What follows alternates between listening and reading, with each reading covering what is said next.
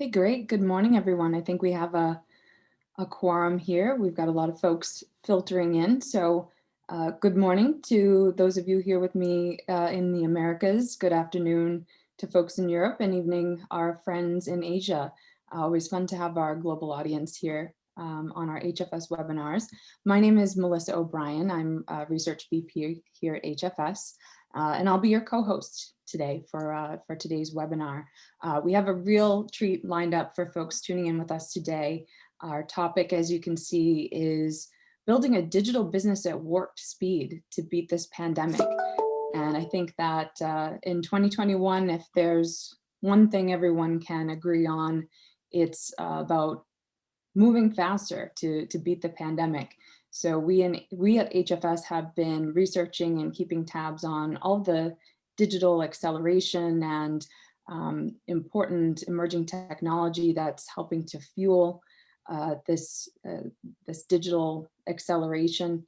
And today we actually have one of our special guests whose customers are actually the hospitals and health systems that are fighting the virus on the front lines.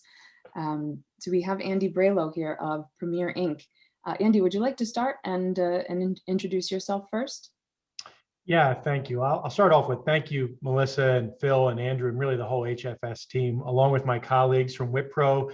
Haque and I are really thrilled to share our story. I'm Chief Customer Officer with Premier and looking forward to a great conversation. And again, I'll echo your comments, Melissa. Thank you to everybody that's joined in from around the globe. Fantastic. Thanks, Andy. We also have Mohd Haque from Wipro, one of Premier's services partners, and you go by Haque, correct? Haque, would you like to introduce yourself next? Thanks, Phil and Melissa, and the entire HFS team for inviting me to be the part of this panel to discuss one of the most important topics in our industry today. And I would also like to thank Andy, my co-panelist, and also our customer, and would like to thank him for his business and the partnership with Wipro, and very excited to be the part of this panel today. Super. Thanks so much, Haque. And last but not least, my co-host today is Phil First, CEO of HFS. Phil, would you like to chime in? Just looking forward to the conversation. Probably most people know who I am at this point. Welcome to today's conversation. Welcome, Andy. Welcome, Haque and Melissa. Thank you. I've been in and around this industry for 20 years, a lot of it as an analyst, some of it as a consultant and advisor. So it's a good time to be talking about this stuff and not actually doing it. And this is probably the most transformative, exciting time, despite all the hardships of COVID, for our industry to move to digital, to move to more innovative partnerships. We're seeing a hell of a lot of activity and growth that's happening this year. So it's exciting to see some of the development we're making. So I look forward to today's conversation. Super. Thanks, everybody. And thanks all for joining in. There are a few housekeeping items just briefly we want to touch base on. You will see on the bottom part of your console in Zoom, there is a Q&A tab there. I'm sure everyone is probably more familiar with Zoom by now than we ever expected to be. But just in case, just take a look out for that Q&A. In the interest of time, we're not doing live questions, but we will be keeping an eye on this Q&A tab to make sure that we're able to answer your questions, if not within the discussion, but we'll save some time afterward for a bit of Q&A before we wrap up. So let's just go briefly to the agenda. I want to share with you sort of the format of how we're going to approach the discussion today. If you can advance there, please. So we're going to start off with some market context. HFS, as I mentioned, we're on top of keeping tabs of all of the digital acceleration and disruption we've seen over the last year or so. And we have some really great data. We're going to share our latest and greatest on moving to a digital business at warp speed and how that fits into the way that we view the market.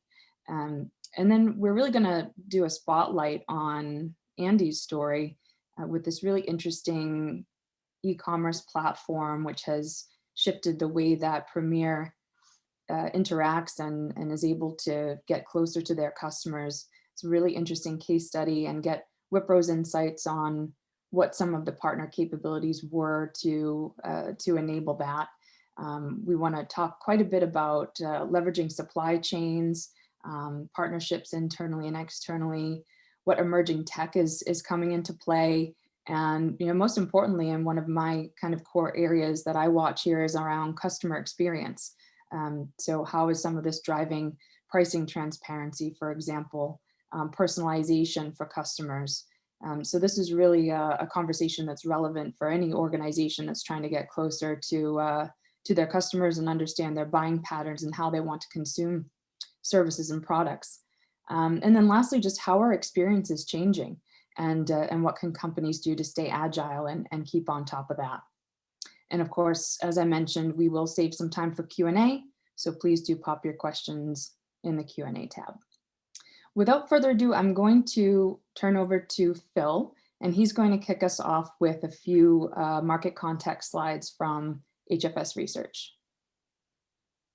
Yeah, thank you, Melissa. And we can look over the last 3 decades of our industry and realize that we've gone through the advent of offshoring, outsourcing, the influx of digital back about 10, 11 years ago now.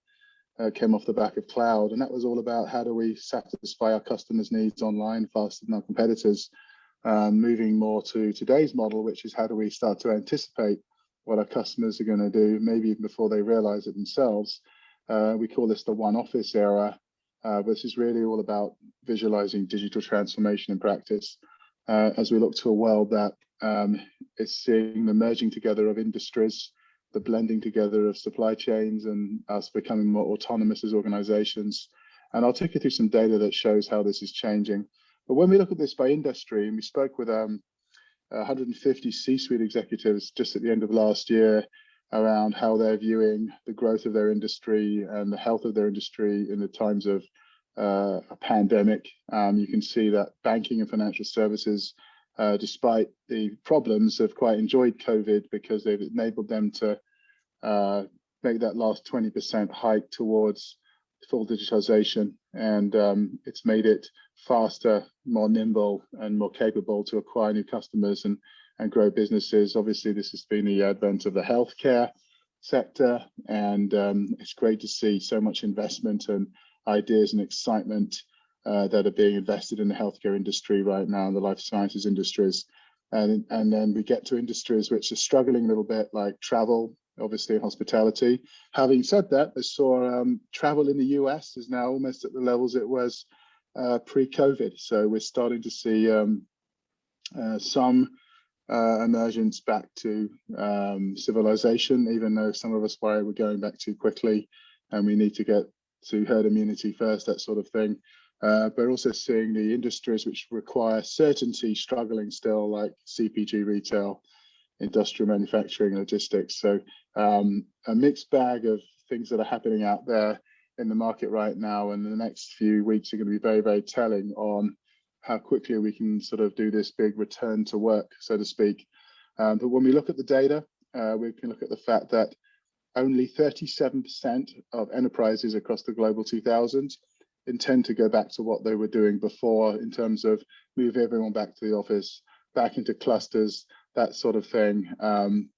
However, 51% are looking at hybrid arrangements. They're looking at maybe not having the same level of real estate that they used to have. They're enjoying the cost savings on that. They figured out how to automate a lot of processes. They figured out how to manage by outcomes, not just collective people in centers all the time as well. So the shift to a more hybrid work environment is definitely underway. One revelation which Melissa actually shared with us, because she covers a lot of the call center industries, was the fact that I think what you're telling me, that call centers are now 60-70% back to capacity, which excites me because that means it's the employees who are calling the shots, not just the employers, and that they want to cluster together more. Did you want to expand on that at all, Melissa?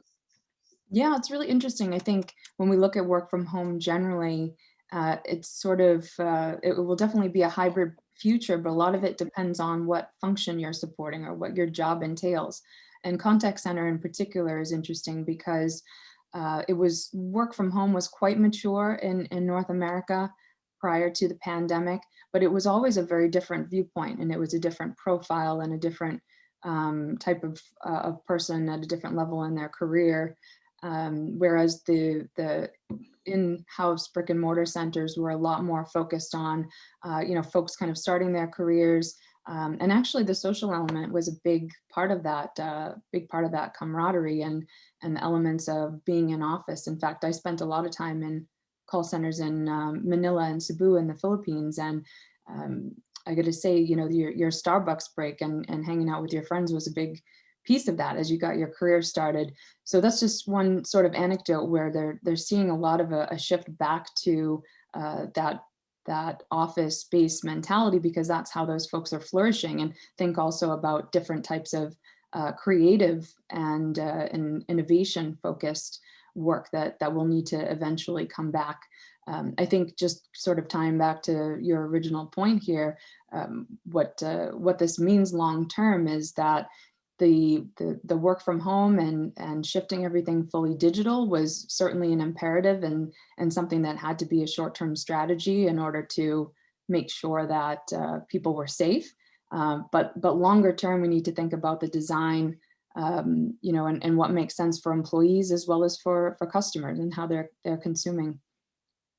Thank you. Yeah, it's interesting how it's the younger generation seem to be more concerned about being collectively together and less concerned about a pandemic, whereas they're more concerned about sustainability and longer term issues that may impact them when they get to middle age. So anyway, we'll see how this all rolls out, right? So looking at some of the data from our 150 C-suite, they are seeing, as a result of the pandemic, a very, very strong desire to go and accelerate their digital initiatives. It's the #1 area by a long way, and that's being driven a lot by the US in particular, much more than just growing profits and looking at new ways of cost reduction, this desire to move fully digital. And it's easy to look at the industry in the terms of a data cycle, because we're suddenly seeing this correlation between data and process like never before. And when you look at companies today, I think close to 80% of major enterprises are living with unstructured data sets. And what they need to do is start to think more strategically about the data they need to win in their markets, whether it's to get more intel and get ahead of their customers, whether it's to actually understand getting products to the markets faster, understanding logistics and supply chains better in times where things are morphing, or maybe launching new products and services onto markets altogether. So you've got to rethink your processes to get to that data. Now, most companies have gone through some elements of rethinking processes already because of just trying to get into a work from anywhere, work from home model. So they're in a habit of making changes now, thinking about designing these things together more effectively. But what's hard here is you've got to do this in the cloud. You can't operate effectively in silos, in on-premises applications all the time and models. You've got to start to look at real 3-tier web architectural driven cloud applications to be effective, where you can have process designers, technology folks working together to design processes that operate in a cloud model. But not only do they need to operate in the cloud, you need to automate them.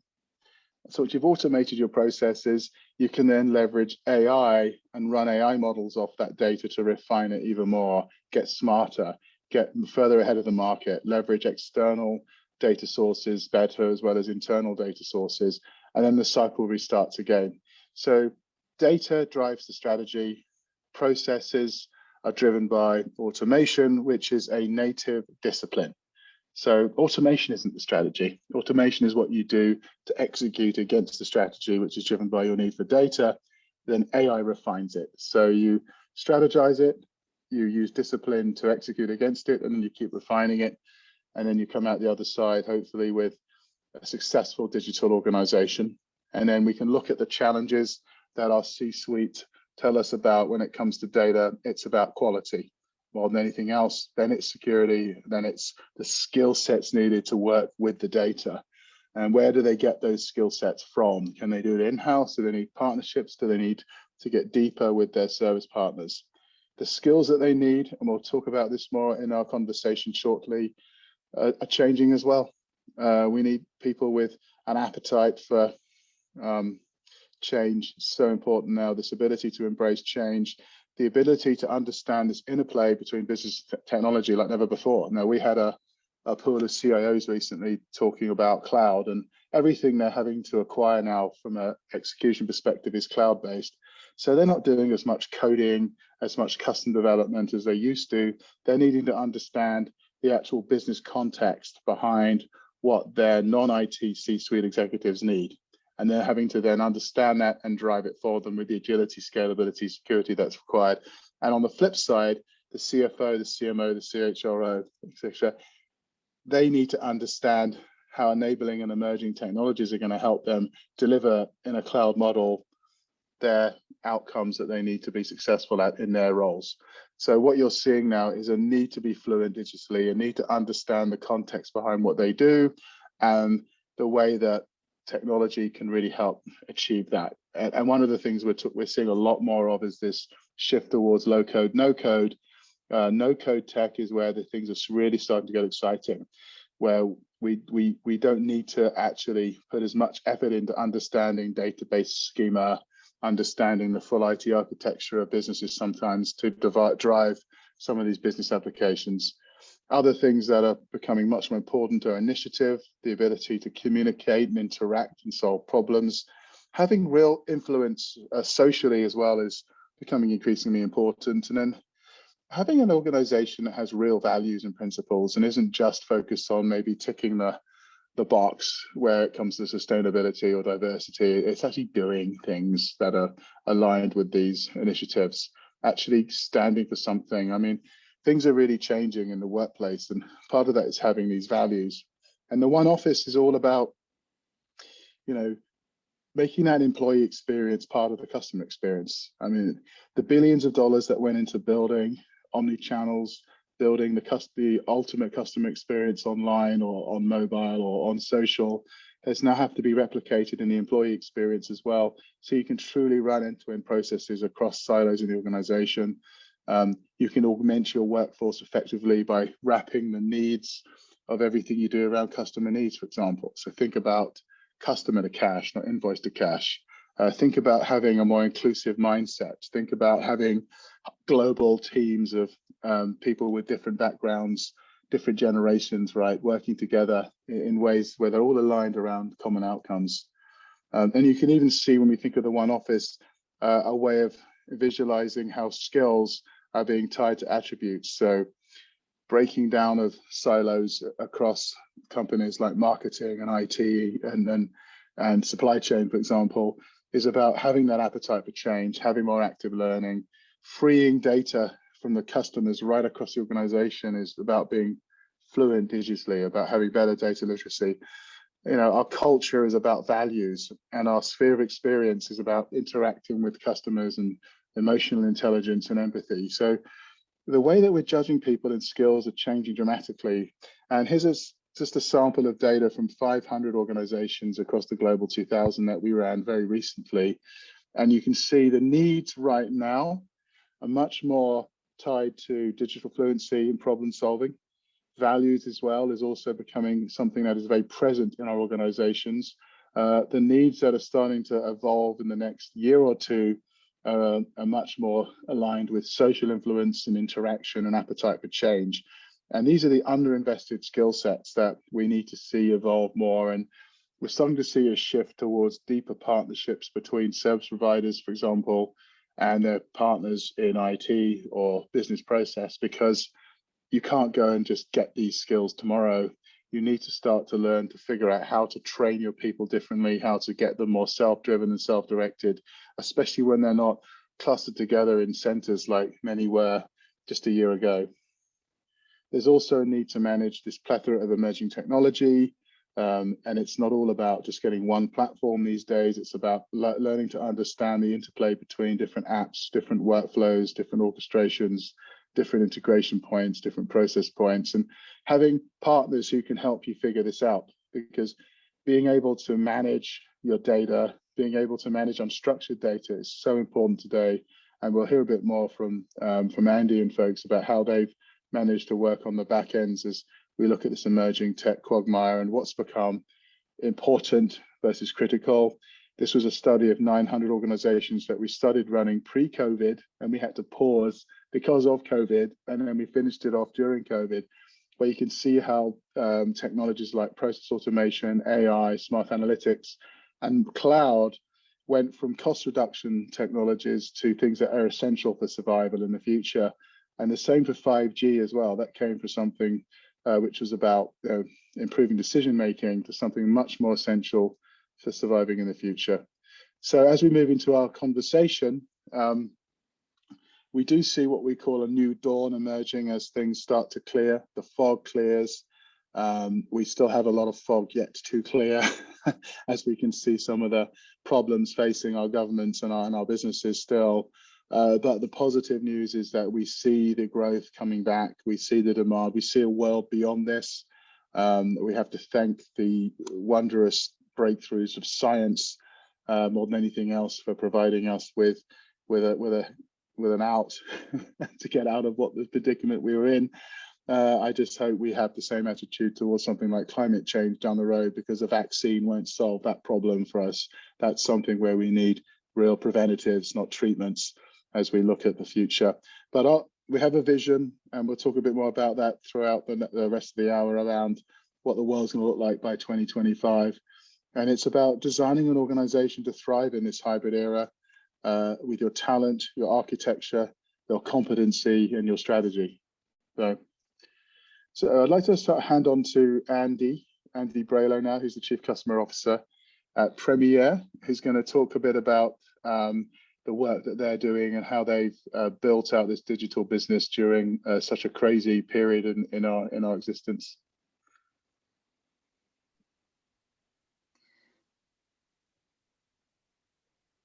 Andy, it would be great if you could get us started off, just giving us a bit about you and your organization. Tell us about Premier and your role. Yeah, thanks, Melissa. Great intro, Phil, that I just think sets the stage for this conversation today. So Premier is, I believe, a really unique and special organization. Phil talked about the importance of values and mission, and I think it's pretty critical. While we have a very audacious mission, it's also pretty simplistic in how we say it. And really, at the end of the day, Premier's mission is to improve our members' outcomes while also safely reducing costs. And when we use that word members, we use it very specifically. I've worked in many companies where they refer to the people that they work with as their customers. The members is the right word for us because we're truly working hand in glove with them. Our aspirational goal is to be seen as an extension of their organizations. And what those organizations are is about 4,100 of the US hospitals and health systems. And that is really on the acute side of our business. At the same time, we've also got over 200,000 what we call alternate site, other providers, or non-acute entities. So in our vernacular, if you think about the 4,100 being the hospitals, the other 200,000 can be everything from physician practices to long-term care facilities to skilled nursing facilities, et cetera. And I'll ask you to parking lot that large 200,000 number in your heads, because I'm going to come back to that a little bit later. The areas in which we work ranges from quality, safety, labor, clinical decision support. We recently announced an acquisition of an electronic invoicing company that now gives us the capabilities to get into electronic invoicing and e-payables. And of course, supply chain. It notes here on the slide that we've got about $67 billion worth of supply chain spend through which we've got visibility. And if you think about all of that data and that information on the quality and the labor and the safety side, we've got data on about 45% of US hospital discharges. And to put a fine point on that, that is an incredible amount of information that we've got to be able to use to help drive action for our members. It's really over 100 billion data points. So our challenge is, how do we leverage our resources, our people, our staff, and the relationship with our members, and really leverage AI to drive that performance improvement? So I'll do a little bit deeper dive if we could jump to the next slide, excuse me. In 2013, Premier, we are a publicly traded company. We had our initial public offering. We're traded on the NASDAQ today. And we really think about our business through two different lenses. So there's the supply chain business, which is all those relationships, and we're helping our members acquire the best product at the best price possible. And that includes everything from medical surgical products to capital equipment, to pharmaceuticals, to everything from purchase services, all the way through capital and construction. And that's our supply chain segment. And then on the opposite side of our business, we have what we call our performance services. And that's where all of that clinical decision support, all of our quality data, all of that information sits there to really focus on that improvement. And it's all underpinned by our technology and our people. We really like to think about our organization, like I said earlier, as a performance improvement alliance in which we are connecting our members to rapidly improve and scale solutions and really find those pockets of excellence and scale that across our alliance. Now, my role, I'm the Chief Customer Officer. I'm responsible for really all the relationships we've got across our membership.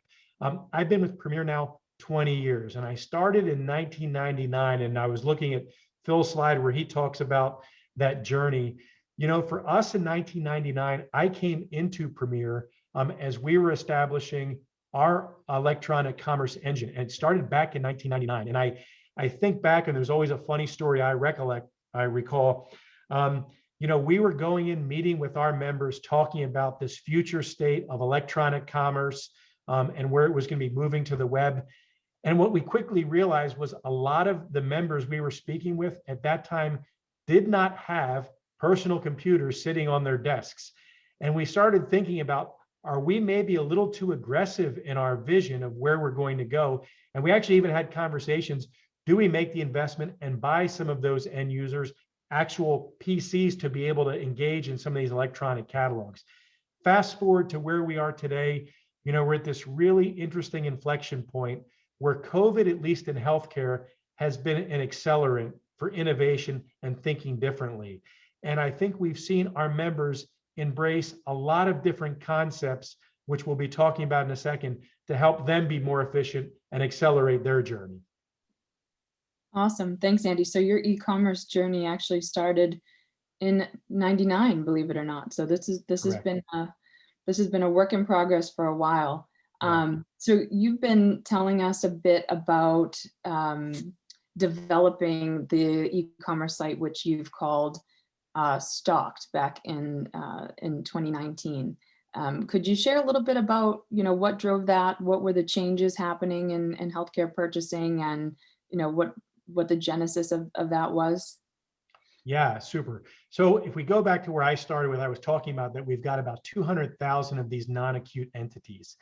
And the challenge with such a broad member base is that you'll never have enough staff to spend time on site with those organizations. So we really work through what we call sponsors, and we have direct relationships with them as well, where it's our members that are creating those connections.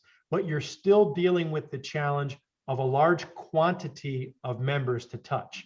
And that is really what we call our alternate site healthcare model. Now, we've got a long, vast history of working with them in our traditional supply chain group purchasing organization. But we also wanted to understand, where were things evolving? Obviously, there are competitors out there, or future competitors like the Amazons and the Alibabas of the world, that have got a jumpstart on catalog-based ordering. But as we started talking to our members and really thinking about, do we need to consciously disrupt ourselves? We've had a very successful business model, but we had to have the courage to say we need to think differently. And what that really meant was going out and leveraging those relationships with our members and asking them, what are the gaps that they saw? And a couple of things that we quickly realized was, especially in the non-acute space, it's somewhat cumbersome. It required a lot of paperwork. There was a lack of transparency into pricing.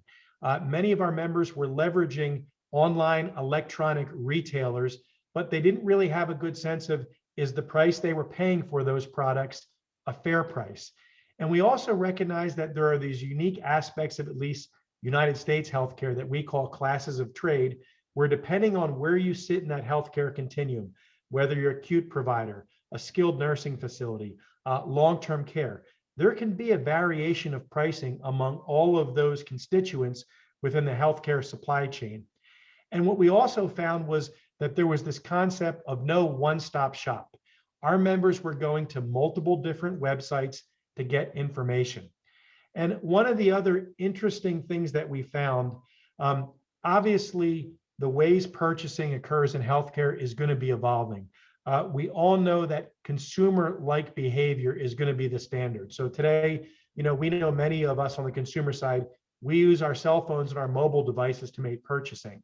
But what we found was that, at least in healthcare, 2/3 of our members were still using their PCs to procure devices or products. So we had to be thinking about addressing the state of affairs we've got now, and then be thinking about where do we want to go. And then the final stat I'll throw out here is this idea that, they're not going to just one online marketplace, they're going to multiple because they don't have that one-stop shop. So what we started really thinking through was, how do we want to evolve this model, evolve our business, and think differently? And that led to Stocked. Stocked is an online marketplace that was really built by our users. We went to them to help them understand, as I said, what are some of the gaps, what are some of the things they want to be doing, and we really wanted to focus on addressing a specific segment of our customer base and our member base. And that's what we would classify as those small to mid-sized healthcare systems. We did some research, and as we talked to those members, we understood that they were going through non-traditional channels. They want both the cost and convenience of online purchasing, and they also want to understand, where do these categories sit and what's the best product and the right price for them. So if we jump ahead to the next slide, I'll just hit the Stocked platform really briefly. Thank you. We really see Stocked as the first of its kind. There's a tagline that we've talked about, which is it's responsibly sourced. And in our traditional supply chain GPO model, we're working with basically every supplier partner that works with our healthcare systems. So that gives us a great visibility to what are the right suppliers, what are the suppliers that have trusted products, what are the ones that our members are using, and using that information to responsibly source products. Now, unfortunately, one of the things we all know, and we see this in the consumer space as well, what you see from an online e-tailer and what gets delivered to your house may be different. And maybe from a consumer side, we might be okay if it's a knockoff product because we got it for a great price. Those are chances we cannot take in healthcare as we work with our patients and work with our clinicians. So that responsibly sourced concept is critically important. We wanted to have a simple, reliable access to the healthcare essentials at reasonable prices to create a healthy workplace. And really, as we wanted to help shape this vision, we realized we knew we needed someone who understood the space, had broad knowledge and expertise, and would really work with us as an extension of our team to help us get the work done in building this out in a really tight window. And that's what led us to the Wipro team.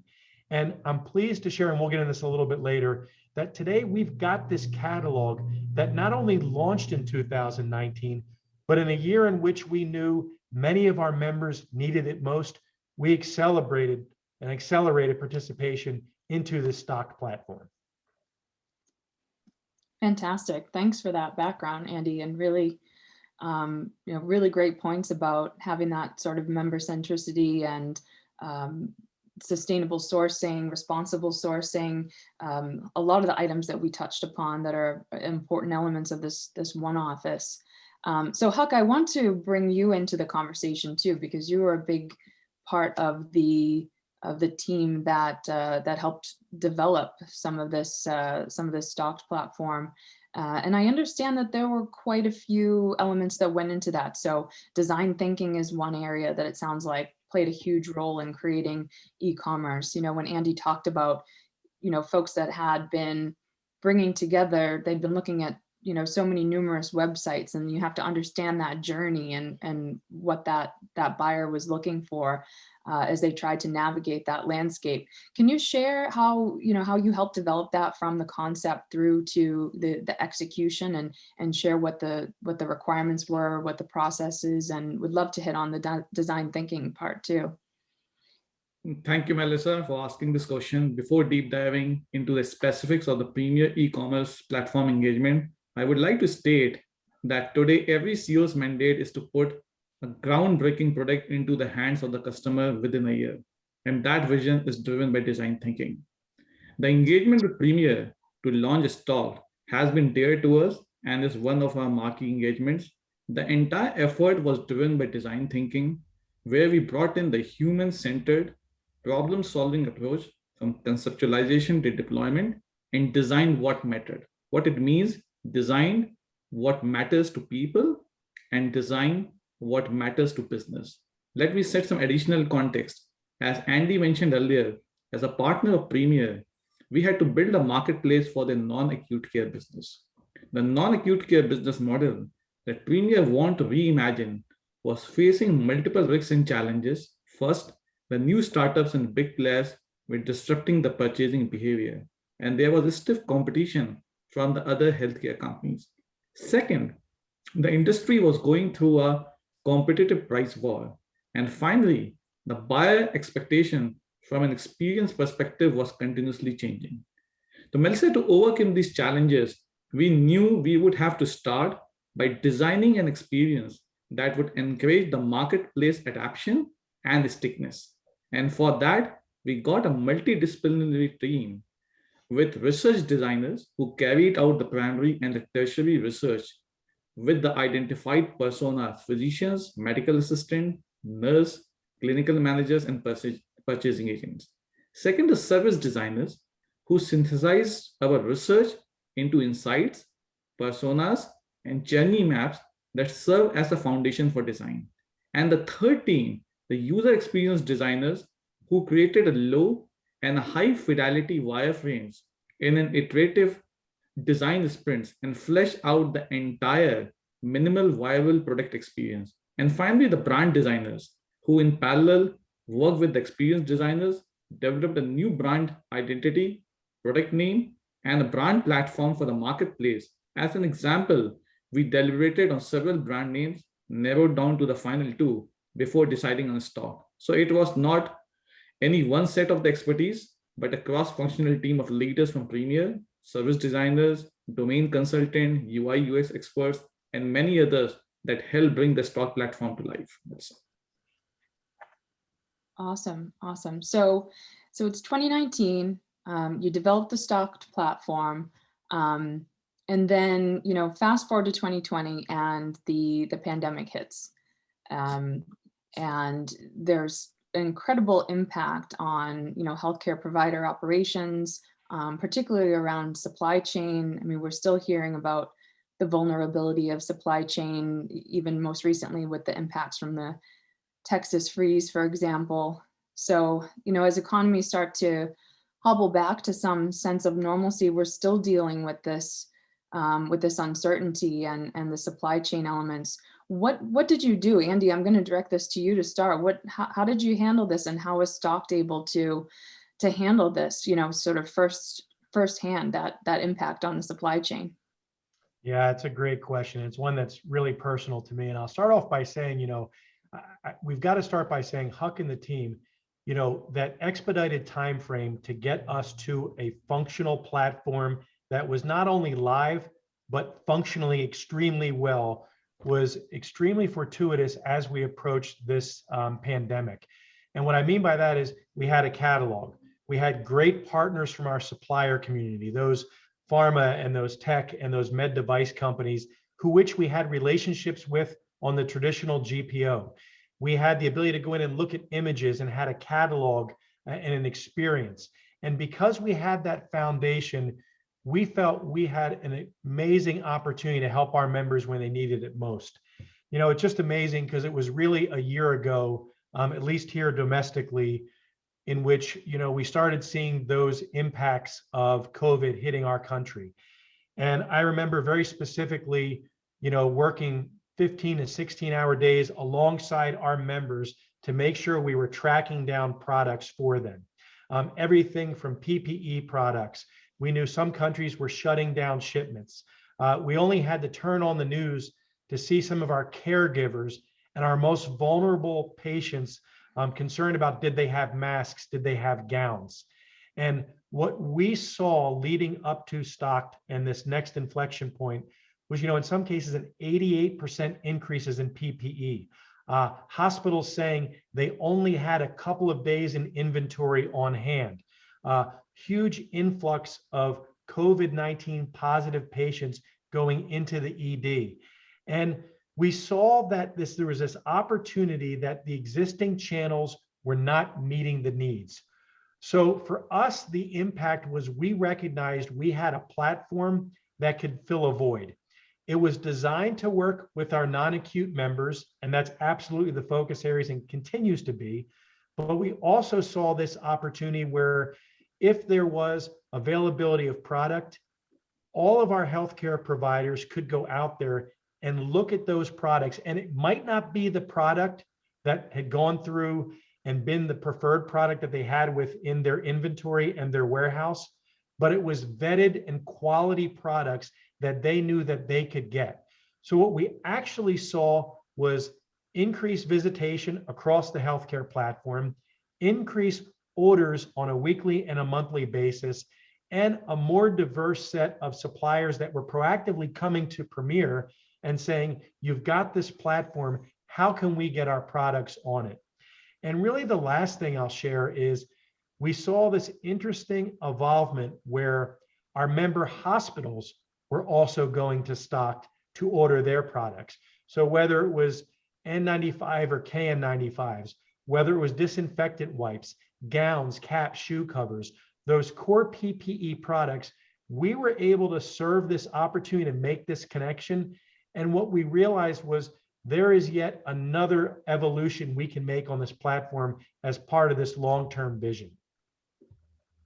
That's awesome. That really speaks to the design and the ability to just have that agility to pivot, to service those acute care members. Really interesting. Huck, how about you from your perspective? I mean, you run a large IT and process consulting business and work with a lot of firms in the healthcare ecosystem and med devices. What was your experience during the pandemic to help them work through this for their customers and their patients? So Melissa, as Andy has said, yes, COVID-19 has put our business continuity and the resilience plan at the Wipro to the test. But all of our teams and employees rose to the occasion. As the pandemic started to unfold, we really had three key priorities. First, keeping our employees safe and productive. And while doing so, continue to seamlessly deliver mission-critical projects for our clients. And third, find the ways to give back to the community in line with the spirit of the Wipro value. But let me just briefly talk on each three of this. On number one, we efficiently enabled work from home within the 3 weeks after lockdowns were imposed for employees worldwide. And we utilized our strong digital infrastructure and solutions to secure remote access to almost 150,000 associates across the globe, procured and delivered IT assets to employees at their hometown in the remote location in India and Philippines, 50,000 desktops and 30,000 data cards, and enabled VDI for 40,000 for our associates. When it came to seamless client delivery, we continue to utilize our digital infrastructure capabilities to continue to provide the uninterrupted services and support to our client, and especially in the healthcare industry, when we are supporting the hospitals and the frontline workers to find this pandemic. And as an example for one of the client, one of the largest healthcare in this country, we moved more than 4,000 people to work from home successfully across 8 locations in 3 countries within 4 to 5 weeks. And we enabled 1,500 plus call center agents who took the live calls. And on the top of that, we followed the strict client IT security policies, including HIPAA and the high trust in the healthcare. And as a result, we have managed to beat our pre-COVID delivery targets, and we have delivered more claims. We have delivered 10x more story points and even expanded our relationship with the client. And finally, this one is very important and close to our heart and to our chairman as well. This time remains a time to serve the community. That is in our DNA. Through our Wipro Foundation, we continue to serve communities all over the world. Our integrated response ensured 30,000 healthcare workers and frontline personnel trained. We have delivered more than 5 million of surgical masks. We converted one of the facility in Bangalore to deliver more than 3 million meals during the COVID lockdown. And we have reached out to the effort 70 plus countries throughout the response activities. We even converted one of our big facilities in Pune into a COVID-19 support acute care hospital with 100 beds. Overall, we have come out stronger as an organization for our employees, for our clients, and help the larger community in our own way. Impressive stuff. Very good. Thanks, Haque. You know what, I want to bring back to sort of the theme that's a big important part of, you know, you touched upon a lot of that employee experience stuff, and just making sure that folks are safe and able to be productive. In the bigger picture and longer term, how about just from a customer experience perspective? Andy, how are you seeing that change, whether that's for better or worse? And it takes a lot of agility, I think, to be able to meet those needs. So how are you able to do that at Premier? Yeah, it's a great question. I think the first part is you have to be nimble, and you have to recognize that, you know, once this platform goes live, we've got to recognize that there's going to be an organic process to it. And we can't be so constrained to what we thought it was going to be versus how it's evolving. And what I mean by that is, you know, if you think about a traditional catalog experience, and we've all been there on the consumer side, you go out, you shop around, you might get that alert that comes up that somebody says, I see you looking at a product. Can I help you with that? You know, what we recognized was that we had this opportunity to leverage all of our vast experience and create a white glove approach. So for us, it's not just a retail online experience. We've got people behind the scenes that once our members express interest in products and ordering, we're talking to them on the phone. So it's not just a web-based only platform, it's a customized personal experience. And what we've learned through that is that they want an uncomplicated experience. They want to be able to do things that are unique to their healthcare organization, things like tax exemption status for our hospitals. They want to be able to register multiple people from their organization to be able to go out and have the authorization to purchase on their behalf. And they also want to be able to do bulk buying. So if we think about many of our retail experiences, you're looking at eaches or cases or boxes. Some of our organizations want to buy specific and large quantities of this product. And that's going to be a little bit of a customized approach. So ultimately, I think the answer is, Melissa, you have to be nimble. You have to recognize it's going to shift, it's going to be evolving, and you have to be ready for that evolution. And you've got to have a partner that can help you rapidly do those design changes to meet the changing needs of the business. Because for us, they were changing on a weekly and a monthly basis. Absolutely. Yeah, very good points there. And on that note, I want to bring you back into the discussion, because a lot of what Andy just touched upon is, you know, what we sort of set as the goal for our one office experiences, or our mindset. Really, it's a mindset shift, right? But from a customer experience perspective, creating those touchless interactions, you know, that personalization, and then just the agility and ability to shift to how consumers, you know, want to buy is such a huge part of the one office vision. So I want to get your thoughts sort of on what you've heard so far from Andy and Haque, and how this ties into how you're viewing one office. Yeah, you know, we're just in a market now where there's a need to move fast, and sometimes not always with the very best, and you know, people want to move at pace. They want something that's good enough, that's reliable, that gets them out to the market faster. I think we're seeing a lot of that happen in general. There's this term warp speed. We adopted it for this webinar because it was quite an imaginative term used for the vaccination programs. It just gives you that feeling of, yeah, we're moving fast, guys. And I think the new regimes picked it up from the old one in the US.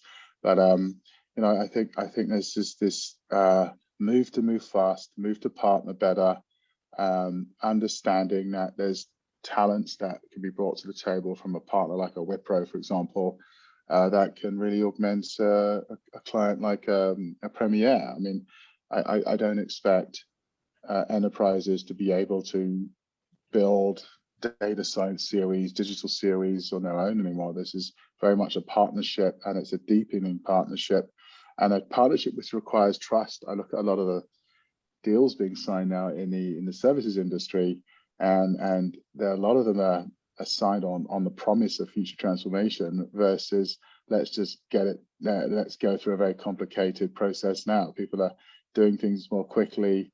We never thought we'd be doing multi-million-dollar deals over Zoom a year ago, right? We never thought we'd be operating in this way. So we're going through a world of change, a world where it's important to look at values and skill sets and all sorts of things to get there. And it's been awesome to hear about this experience with Wipro and Premier. Awesome. Great, thanks, Phil. So we've been getting some questions coming through. We want to try and get to a couple as we come up on time. Let's see, I'm looking at what we have. We'd have one here for Andy. Can you share how stocked and the more traditional model tie in together? So is the e-commerce marketplace actually a shift in strategy sort of away from the traditional GPO model? Is it something that complements it? How does it fit in that paradigm? Yeah, it's a really, really good question. It's an extension and a complementary option. I think, if we think about looking back and some of the lessons learned, you have to meet your customers, for us, our members, where they are. And one of the things we can never underestimate as we're going through a change like this is, even an accelerated change like we've all seen with COVID, is there's going to be a cultural and a change management aspect to this. People are going to go to what's comfortable and what's consistent for them. It's just human nature. So you've got to make sure that you're bridging that gap. So for those that have traditionally purchased through the current GPO model with their distributor suppliers, you've got to create a bridge to get them to an online platform. And that's where I talked about that white glove evolution. You also have to make sure that there's an internal educational component of this, so that all the people that are interacting understand as this change is evolving. And we also have to understand that our target demographic, our target member may shift. So we were really laser focused on the non-acute segment. So again, thinking about like a long-term care facility, we quickly realized that our customer base was also going to this now, our acute providers.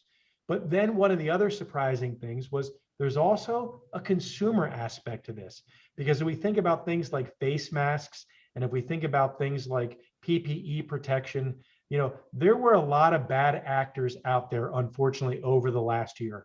And that's what happens during times of need. Bad actors come out of the woodworks to take advantage, and we saw counterfeit product.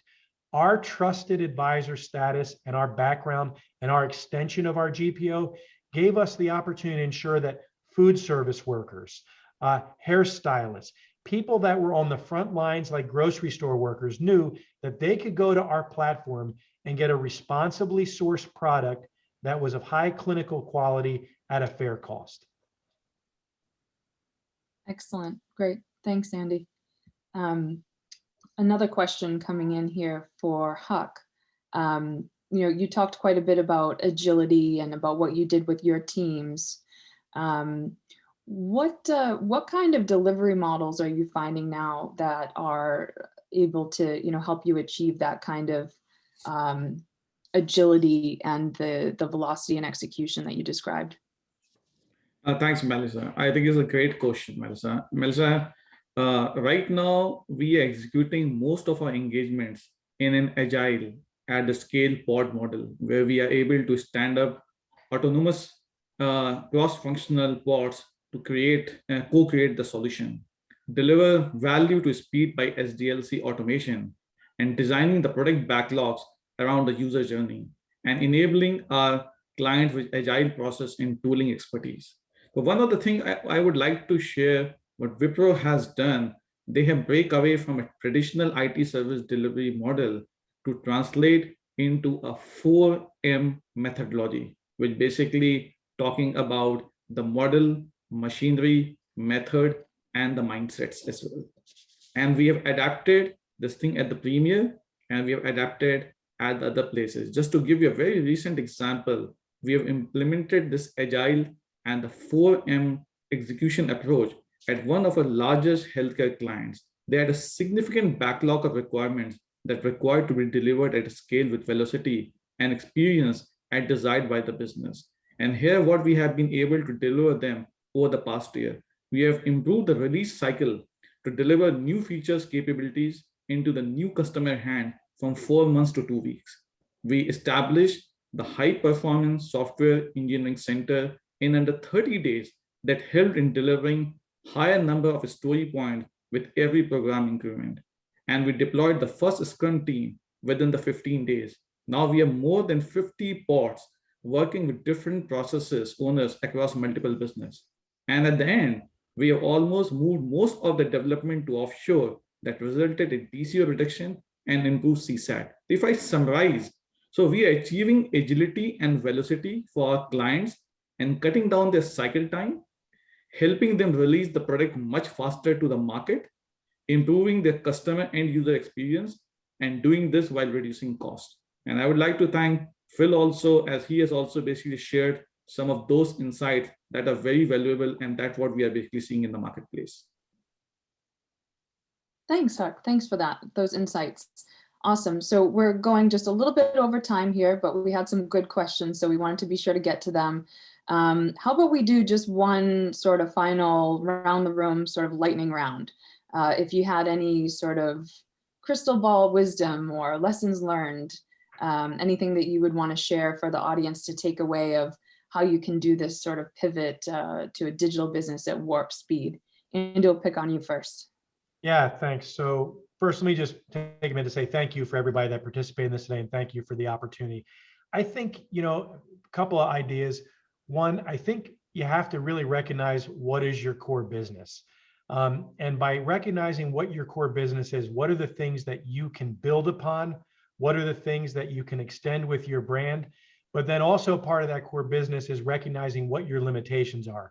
So for all the amazing things that our members in Premier do together, we're not a catalog designer. We had to find a partner that was their core business to scale this.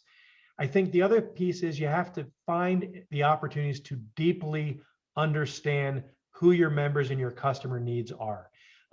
While you can be successful with just some Me Too type design elements, you also have to seek to fulfill that unmet need. And I think in working with our members, we realized that there were many unmet needs with the current platforms that were out there. And then the last thing I would just say is, that idea, and I've said it before, you have to be really nimble. This is like a baby bird, right? You're going to nurture it in the nest, you're going to feed it. And eventually this thing is going to fly out of the nest, and you have to be able to step back and have an appreciation for what is it going to be going forward. It's going to evolve. It's going to change.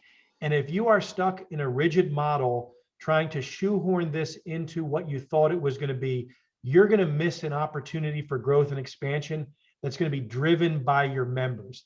And at the end of the day, if you're not meeting the needs of your customers and your members, then you really don't have a forward-thinking business model. Love it. Yeah, great words of wisdom, Andy. Thank you. Huck, what are your final takeaways for the audience today? Melissa, first of all, I would like to thank Phil and the HFS team for this great partnership. And I would like to thank Andy for the partnership and our trust in a great thing, a new business model that we have brought to the industry. Melissa, there are a few things that we have seen over the years that has helped us and our clients be successful in their digital journeys. And I will touch on 3 things. First, The singular focus needs to be on the customer engagement by understanding the end customer needs, and as Andy has said, the unmet needs, and designing digital solutions that are easy to use, easy to access, portable, reliable, and secure from unauthorized access. Second, leverage learning from the industries that have demonstrated a product mindset to truly accelerate their digital transformation journey. If we look at the banking industry and the evaluation of the fintech, you will see a laser focus on delivering customer-centric and personalized experiences, transforming the retail banking from ATM and in-person deposit to online banking and secure digital payments globally. And finally, we have learned it, the most important thing, it is mission critical to have a sponsor champion with a clear customer-focused vision from the beginning of any digital journey. Someone that will see the program through from its inception to launch to the growth phase, because only a strong sponsor will clearly articulate a customer-focused strategy, invest in a diverse strategic and a skilled talent pool that is foundational to driving this digital transformation, and embrace agility to meet the changing needs of the customer. And I would like to share with all the audience, I was recently reading an article published by Egon Zehnder that talked about how the next generation and the pipeline of the next CEOs, specifically for digital business, will come from Chief Product Officer. This is because the company, in many ways, the company is the product.